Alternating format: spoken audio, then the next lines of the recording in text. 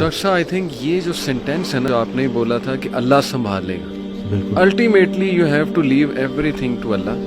اور قرآن مجید میں بھی اللہ ایون نبی صلی اللہ علیہ وسلم کہتے ہیں نا کہ تم مشورہ کرو لیکن اس کے بعد اللہ پہ توکل کرو اور چھوڑ دو، اللہ تعالیٰ اس کو سنبھال لے گا. آئی تھنک جب ہمیں یہ بلیف ہو گیا نا کہ کائنات کا نظام چلانے والا اللہ، لوگوں کے دلوں کا کنٹرول اللہ کی 2 انگلیوں کے درمیان ہے، بے حدیث میں آتا ہے، ہر چیز ایٹم بھی موو نہیں کر سکتا اللہ کی اجازت کے بغیر. اللہ الوکیل ہے جس کا مطلب ہے ڈسپوزر آف افیئرز، تمام افیئرز اللہ نے ڈسپوز آف کرنے ہیں. جو آپ کی زندگی میں ہو رہا ہے یہ آپ توکل رکھیں، یقین رکھیں کہ وہ اللہ کی اجازت سے ہو رہا ہے، اس کا ایک مقصد ہے. بس آپ نے یہ تلاش کرنا ہے بجائے کہ اس غم کو اپنے سر پہ چڑھانے کے، جیسے آپ نے کہا you just have to find out کہ یار یہ آیا کیوں ہے، اس کا مقصد کیا ہے، یہ مجھے کیا سکھانا چاہ رہا ہے. اور سجدے میں جا کے بندہ رو پڑے اللہ کے آگے، اللہ سے تقویت مانگے، اللہ سے کہے کہ اللہ مجھے پرسپیکٹیو دے. بلکہ میں ایک کوٹ پڑھ رہا تھا، ایون دو ہی از اے نان مسلم رائٹر ہے بہت بڑا، میرے ذہن سے ابھی خیر نام نکل گیا، انہوں نے بڑی کمال کی بات کی. انہوں نے کہا O my lord make me brave and مجھے ایسی سکت دے کہ میں اپنے غم سے وہ ریزن ڈھونڈ سکوں کہ یہ آیا کیوں ہے. سبحان اللہ. یعنی ایون دو از اے نان مسلم لیکن یہ کہ اتنی اس میں عقل ہے کہ وہ یہ دعا کر رہا ہے. تو یہی بات ہے کہ وزڈم فائنڈ آؤٹ کرو کہ یہ کیوں آیا ہے. اور بلکہ میں ڈاکٹر صاحب ایک میرے دوست ہیں بڑے اچھے اسکالر ہیں، انہوں نے ایک بڑی پیاری بات کی. انہوں نے کہا کہ جب بندے پہ غم آئے نا تو چلو کچھ دیر غمگین رہنا یہ نیچرل ہے، فطری ہے. رسول اللہ صلی اللہ علیہ وسلم پہ بڑے غم آئے، حضرت خدیجہ کی جو ڈیتھ تھی وہ اس سے بڑا غم نہیں تھا. The most smiling face did not smile for months, تو اٹس نیچرل اوکے.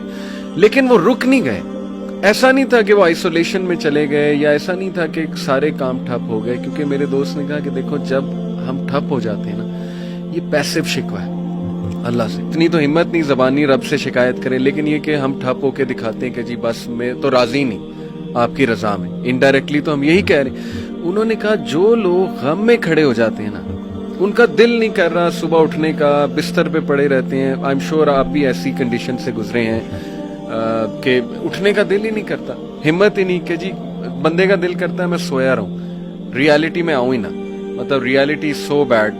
لیکن اس وقت جو اٹھ جاتا ہے نا یقین کریں، جو ہمت پکڑتا ہے اللہ کا نام لیتا ہے، آئی تھنک یہ اللہ کو وہ یہ میسج دے رہا ہے کہ اللہ میں راضی ہوں، بالکل. بس اب آپ چلائیں مجھے. صبر بھی، بلکہ میرے پاس پیشنٹ آئے تو میں ان کی میں نے کہا آپ نے صبر کرنا ہے، تو کہتے کر رہا ہوں نا. میں نے کہا کہ صبر تو ایسے کرنا ہے کہ دوسرا بندہ اپنی پریشانی بھول جائے.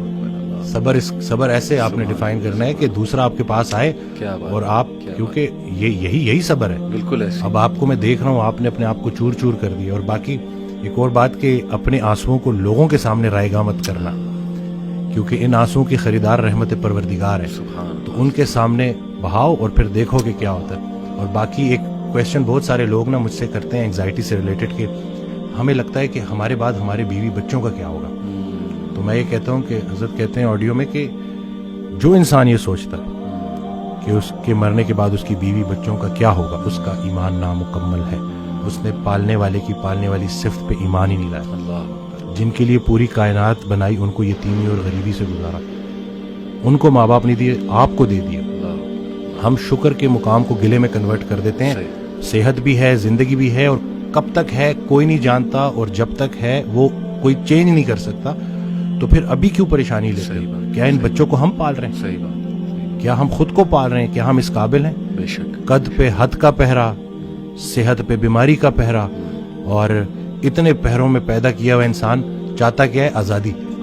تو یہ کر کے دیکھ لیں. صحیح بات. ڈاکٹر صاحب جسٹ ٹو وائنڈ اپ، کیونکہ ہمارا یوتھ کے ریلیٹڈ کام ہے، تو آپ نے کل میری آپ سے بات ہو رہی تھی، آپ نے ایک بڑی آئی اوپننگ بات کی.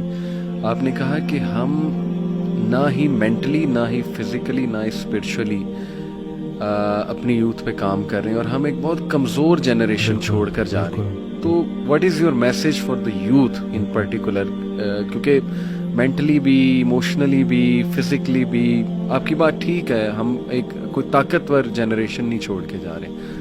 دیکھیں اصل میں بہت چیلنجنگ ہے، لیکن ان بچوں کو یہ سمجھنا ہوگا کہ ابھی چونکہ عمر ایسی ہوتی ہے. اس دن بھی ایک کوئی ہارٹ بریک ہو گیا تھا تو پراپر نہ صحیح ڈپریشن میں، تو میں نے اس کو کہا کہ ہر اس انسان کا شکریہ جس نے میری آنکھوں کو آنسو دیے, یہ آنسو مجھے اللہ کے پاس لے گئے. اللہ اس انسان کا سب سے بڑا تحفہ یہ جدائی ہے جو تجھے اللہ کے پاس لے کے جائے گی. لوگ کیا کرتے ہیں, یہ جو غیر اسلامی تعلقات, اسی طرح سے غیر شرعی چیزیں, یقین جانے آپ جتنی مرضی دیکھ لیں سکون نہیں ملے گا آپ کو. اور یہی جو آپ کی گروئنگ ایج ہے نا, اس میں آپ کے ہارمونز بھی آن پوائنٹ بہترین ہیں.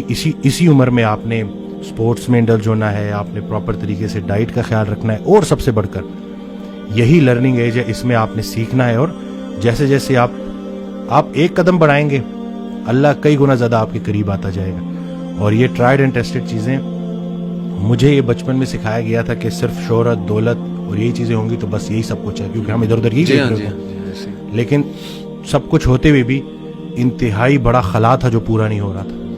تو ہم تو چلیں, وہ کہتے ہیں اگر سیدھی طریقے سے اللہ کے راستے پہ نہیں آتے تو اللہ گھما کے لے کے آئے گا. تو ہمیں تو بہت سی چیزوں سے آپ نہیں گزریں گے انشاءاللہ ان چیزوں سے.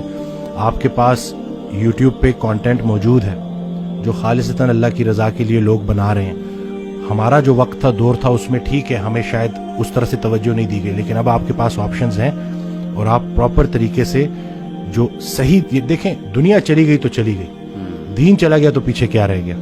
تو میں کہتا ہوں کہ دنیاوی تعلیم میں جتنا عبور حاصل کر سکتے ہیں کریں, لیکن اللہ کو بیچ میں رکھنا ہے. صحیح بات. اور دوسرا یہ کہ فائدہ بخش ہونا ہے لوگوں کے لیے, کہ آپ کی ذات سے لوگوں کو نفع ہو. صحیح بات. تو یہ انشاءاللہ اگلی جب جنریشن ہمیں ریپلیس کرے گی تو وہ ہم کوشش کریں گے جی انشاءاللہ. اللہ کے قریب ہونے سے آپ کو مینٹل اسٹرینتھ ملے گی, پرسپیکٹیو ملے گی. جتنے بھی عظیم کام ہیں وہ غیر عظیم زمانوں میں ہی ہوئے ہیں.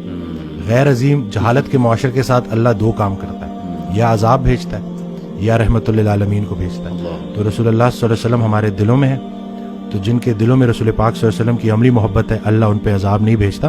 تو نیگیٹو نہ سوچا کرے پتہ نہیں ملک کا کیا ہوگا, نہ یہ چیزیں آپ نے بگاڑی ہیں, صحیح بات, نہ آپ یہ ٹھیک کر سکتے ہیں, اللہ ہی ٹھیک کرے گا. لیکن آپ خود کو تو ٹھیک کر سکتے ہیں نا. زبردست. جس نے اپنے آپ کو پہچانا اس نے اپنے رب کو پہچانا. تو اپنے آپ سے آپ آشنائی حاصل کر لیں اور دیکھ لیں کہ آپ کا انٹرسٹ کیا ہے. بالکل صحیح. جو بھی کام کرے انٹرسٹ سے کریں, اور اس میں حصہ لوگوں کا رکھ دیں کہ لوگوں کے کام آئے آپ, تو باقی انشاءاللہ کامیابی ہے. امیزنگ سر, بہت شکریہ, بہت اچھا لگا. may Allah bless you. اللہ تعالیٰ آپ کو بلانے کے لیے شکریہ. نہیں, اٹس این آنر. اللہ آپ کو مزید ترقیوں سے نوازے, اللہ تعالیٰ برکت دے آپ کو لائف میں, اور دنیا آخرت دونوں کی بہترین چیزیں دیں انشاءاللہ. ول کیپ ان مائنڈ انشاءاللہ. جزاک اللہ. السلام. Thank you.